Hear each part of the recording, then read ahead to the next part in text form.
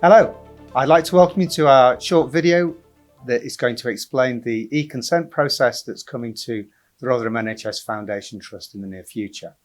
I'm Richard Slater, I'm one of the general surgeons here, but I'm also the Chief Clinical Information Officer, which means I'm the clinical lead on the implementation of this project.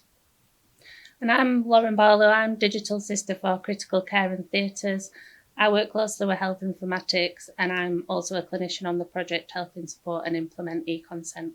So this next clip is going to show you how the current paper-based system works and how we take consent in the clinical setting. So our current paper-based process has a number of potential flaws. It relies on our clinicians to handwrite paper forms which are often hard to read.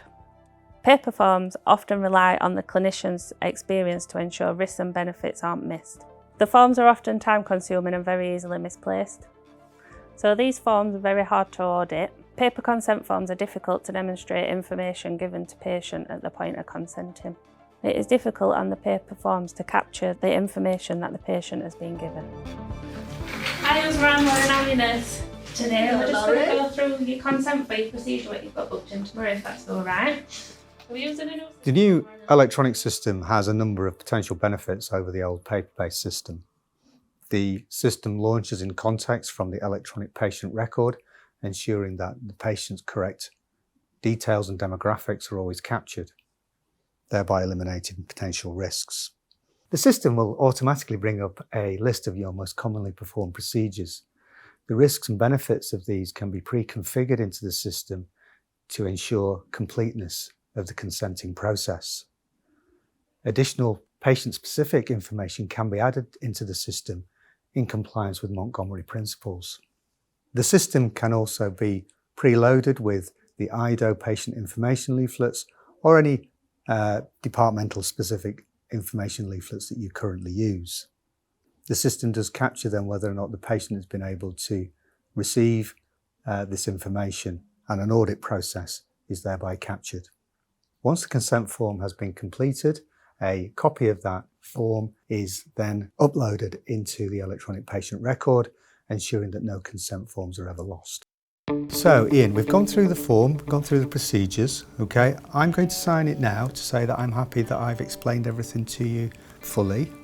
So that's my signature there, okay? I'm going to save that. Okay, so you don't have to sign this form today. If you would like, I can send you a copy of this by email, which will include all the patient information leaflets that we've discussed. You can read through the patient information leaflets, and then once you're happy, you can sign the form. Okay? If you have any additional questions about the procedure, we can always arrange a date and time to discuss those before you sign your form. Okay? The system requires the clinician to capture the patient's capacity to consent, and depending on the responses given, we'll pre-configure the consent form into the correct format in line with the current 4 consent form systems that we currently have. The system allows a much more robust 2-stage consent process by allowing us to send the consent form by email to the patient to then complete the consent process at home, having read all the relevant patient information. For inpatients, signature pads will be provided onto the wards to allow patient signatures to be captured by the bedside.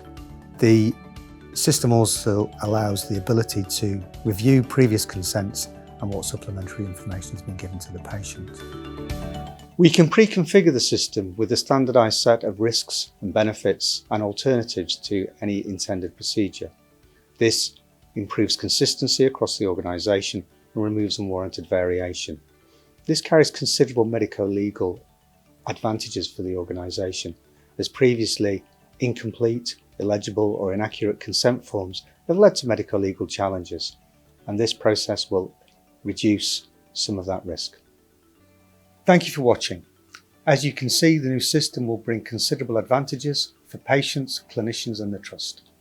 We are planning to start the rollout in the early new year. We need clinical teams to get in touch with us so we can configure the system to your requirements, so please get in touch with us on the email below.